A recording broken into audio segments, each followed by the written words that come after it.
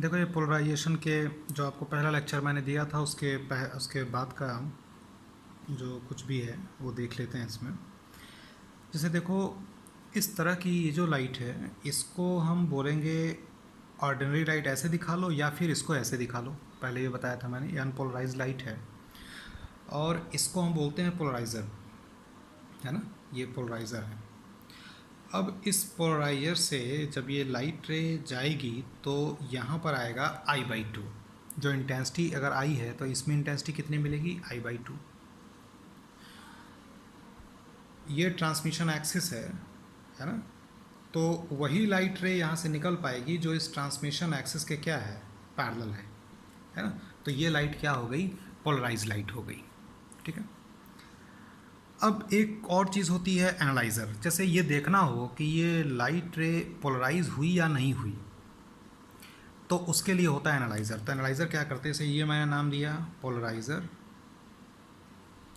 और आगे क्या किया कि ये मैंने लिख दिया ऐसे,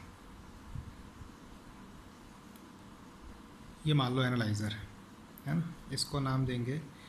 तो कैसे देखेंगे कि एनालाइज़र कैसे पोलराइज हुई कि नहीं हुई, तो करते क्या हैं, इसको हम रोटेट कराते हैं। एनालाइज़र को क्या करते हैं, रोटेट कराते हैं।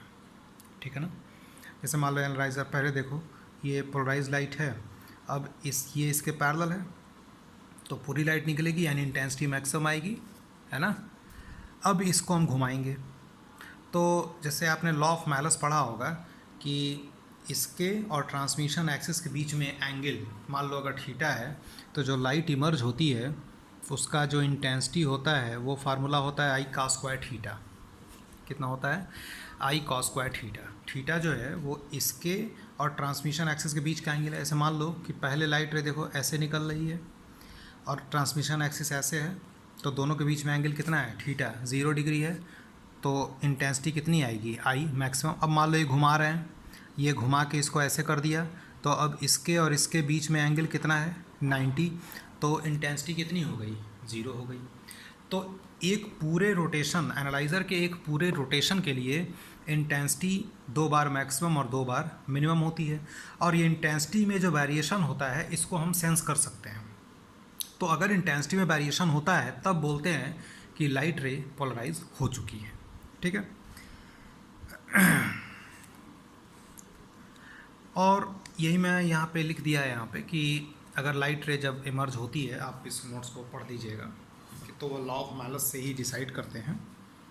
तो उस चीज़ को, ये आप डिफिनीशन है जो पहले बोला मैंने वही लिखा हुआ है। अब यहाँ पर आइए, अब ये जैसे मान लो ये एनालाइज़र है तो थीटा 0 डिग्री, तो इंटेंसिटी कितनी है I, वो जो मैं आपको भी पीछे बता रहा था। फिर देखो ये घुमा दिया एनालाइज़र को, ये इससे इसका एंगल क्या हो गया 90, तो थीटा कितना हो गया 90, तो इंटेंसिटी कितनी हो गई 0। अब इसके बाद कुछ न्यूमेरिकल करेंगे। हाँ, ये अब यहाँ पे देख लीजिए आप, ये इन लाइट है, पोलराइज्ड है मान लो, ठीक है ना। और ये एक्सिस पहले था, अब इसको मैंने थीटा एंगल घुमा दिया, तो ये वाला मैं यहाँ पे ले आया, ये वाला चीज़ मैं ऐसे दिखा रहा हूँ, और इसका जो एक्सिस है वो ये है, ये है। तो बीच का एंगल क्या है, थीटा। तो जो इंटेंसिटी निकलेगी, अगर इसकी इंटेंसिटी I है तो यहाँ से जो इंटेंसिटी इमर्ज होगी I1, वो कितना होगा, I cos स्क्वायर थीटा। ठीक है। ये लॉ ऑफ मैलस होता है। ठीक है ना। अब एक छोटा सा क्वेश्चन है, देखो बेटा, क्वेश्चन ये है कि ध्यान सुन लीजिए। Two polaroids are oriented with their planes perpendicular to incident light and transmission axis making an angle 30 degree with each other. What fraction of incident unpolarized light is transmitted? ठीक है।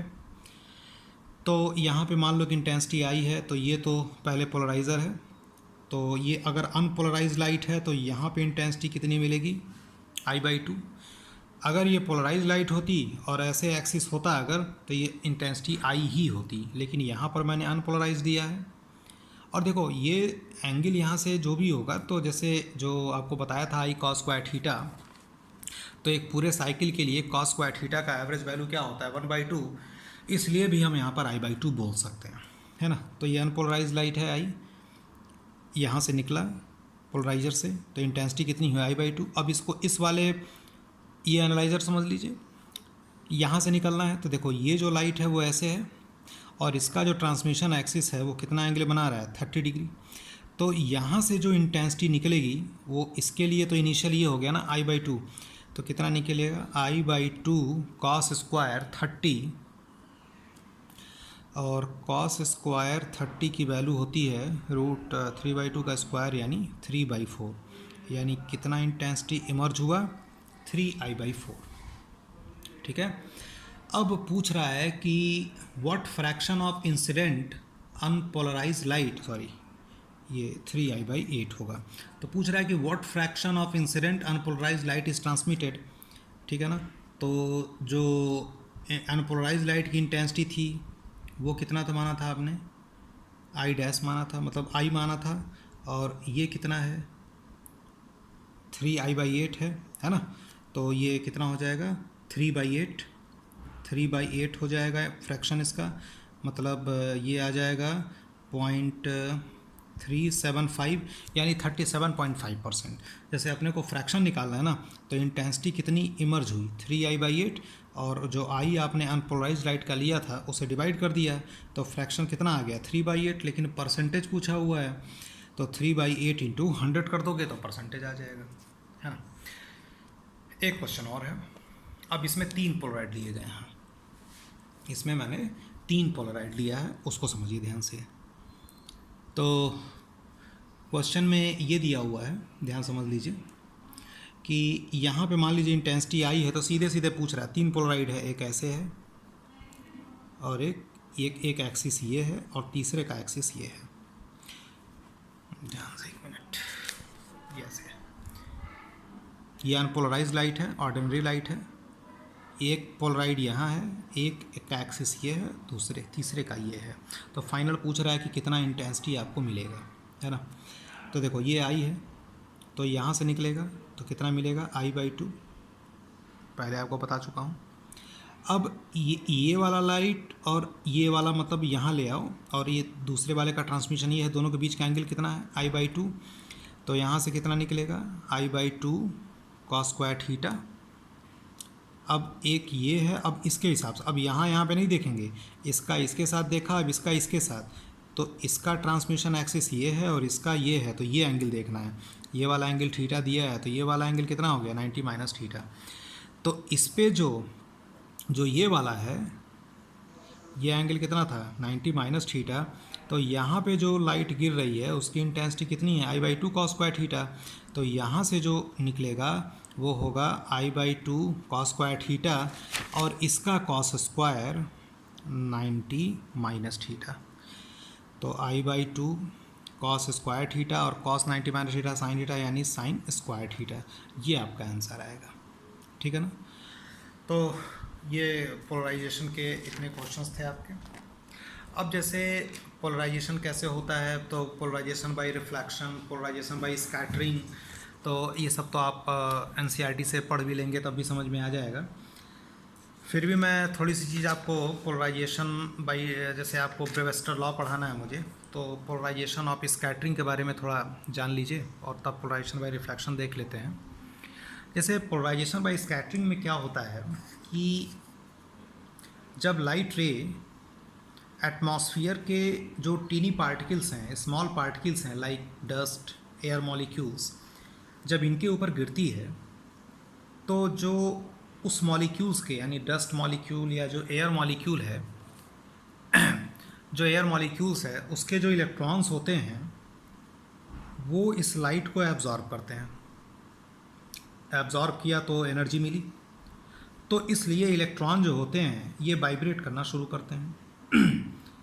And this vibrating electrons emit radiation in all direction, ठीक, except in its own line of vibration, यानी जिस direction में vibration होता है उसको छोड़ के बाकी हर दिशा में ये रेडिएशन इमिट करते हैं। तो रेडिएशन देखिए इमिट हुआ, ये एक तरह से अनपोलराइज्ड लाइट है क्योंकि अनपोलराइज्ड लाइट हर डायरेक्शन में जाता है, ठीक है ना, XYZ सभी में, तो ये जा रहा है ऐसे।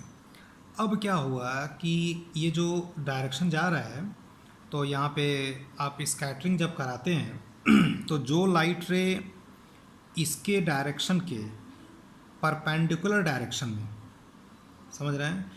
ये जो इंसिडेंट लाइट जब ये होती है ये, और जो इसके परपेंडिकुलर डायरेक्शन में लाइट होती है स्कैटर्ड लाइट, वो पोलराइज हो जाती है। यही हम ऑब्ज़र्व कर पाते हैं। जैसे एक शायद पहले कभी एक्सपेरिमेंट कुछ टाइप का पढ़ा हो आपने कि लाइट को जब हम हरपेथाइट सॉल्यूशन बोलते हैं वहाँ से पास कराते हैं, और अगर वो लाइट आप उसके परपेंडिकुलर डायरेक्शन में देखते हैं, ऐसे मान लीजिए कि ये कोई हमने लिया, कोई एक चैम्बर लिया, इसके अंदर वो सोल्यूशन डाल दिया, लाइट रे निकल रही, और यहाँ से आप देखेंगे परपेंडिकुलर डायरेक्शन में, तो अगर ये लाइट थोड़ा सा ब्लूइश दिख रहा है तो हम बोलते हैं कि वो लाइट रे पोलराइज्ड हो गई। ये पोलराइजेशन बाय स्कैटरिंग का केस है। और स्कैटरिंग जो होती है 1/λ⁴ के प्रोपोर्शनल होता है, ध्यान रखिएगा। अगला है पोलराइजेशन बाय रिफ्लेक्शन। तो देखो पोलराइजेशन बाय रिफ्लेक्शन में ये होता है कि जैसे लाइट रे गिरती है यहाँ पे, तो रिफ्लेक्शन भी होता है और रिफ्रैक्शन भी होता है। कुछ पार्ट रिफ्लेक्ट हो गया, कुछ पार्ट रिफ्लेक्ट हो गया, है ना, कुछ रिफ्लेक्शन हुआ, कुछ का रिफ्रैक्शन हुआ, तो एक सर्टेन एंगल होता है। तो अगर इस सर्टेन एंगल, अगर उस सर्टेन एंगल पे, मतलब एंगल ऑफ इंसिडेंस अगर उस सर्टेन एंगल के बराबर होगा, लाइट रे एयर से मीडियम में जा रही है, तो उस आई के, अगर वो जो सर्टेन एंगल की बात कर रहा हूँ उसको हम नाम देते हैं ब्रेविस्टर एंगल या पोलराइजिंग एंगल। तो अगर उस एंगल पे गिरेगा तो जो रिफ्लेक्टेड लाइट है और रिफ्रैक्टेड दोनों के बीच में एंगल 90 डिग्री होगा, है ना। और इसमें क्या होता है कि जो रिफ्लेक्टेड लाइट होती है वो पूरी तरह से पोलराइज्ड होती है, कम्प्लीटली पोलराइज्ड, एंड रिफ्रैक्शन, जो ये लाइट रिफ्रैक्शन वाली होती है, दिस इज़ पार्शली पोलराइज्ड। और फार्मूला होता है μ = 10I। इसी को हम बोलते हैं ब्रेविस्टर लॉ, ठीक है ना। तो इतना ये आपके थ्योरेटिकल चीज़ें हैं। अब इसके बाद क्या करना है कि कुछ एक छोटा सा न्यूमेरिकल मैं इस ब्रेविस्टर लॉ पे आपको बता रहा हूँ। इसमें ये दिया है कि, मैं क्वेश्चन पढ़ रहा हूँ, ध्यान से समझ लीजिए। When light of particular wavelength falls on a plane surface at an angle of 60 degree, the reflected light becomes completely plane polarized। तो पूछता है कि find refractive index of surface material and angle of refraction through it। देखिए इसमें ये बोला हुआ है, तो ब्रेविस्टर लॉ लिखना है, तो बोला है ना कि लाइट रे जब किसी एंगल पे गिरती है, कितने एंगल पे गिरती है, 60 डिग्री पे, तो ये हो गया ऐसे, ये 60 तो ये भी 60, और ये एंगल क्या होगा 90, है ना।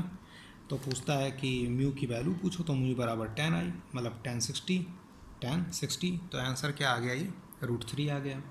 और अगर पूछता है एंगल ऑफ रिफ्रैक्शन, तो आप देख लीजिए ये 60 है ना, ये 60 हो गया, तो ये क्या हो गया 30 हो गया, तो ये क्या हो गया 60, ये पूरा 60, तो ये क्या हो गया 30 डिग्री। सिंपल से क्वेश्चन इस तरह से आ जाते हैं। तो ये आपका पोलराइजेशन का टॉपिक है। अगले लेक्चर में मैं आपको पढ़ाऊंगा validity of ray optics and wave optics के बारे में, ठीक है। तो वो मैं आपको फिर से वीडियो लेक्चर अपलोड कर दूंगा।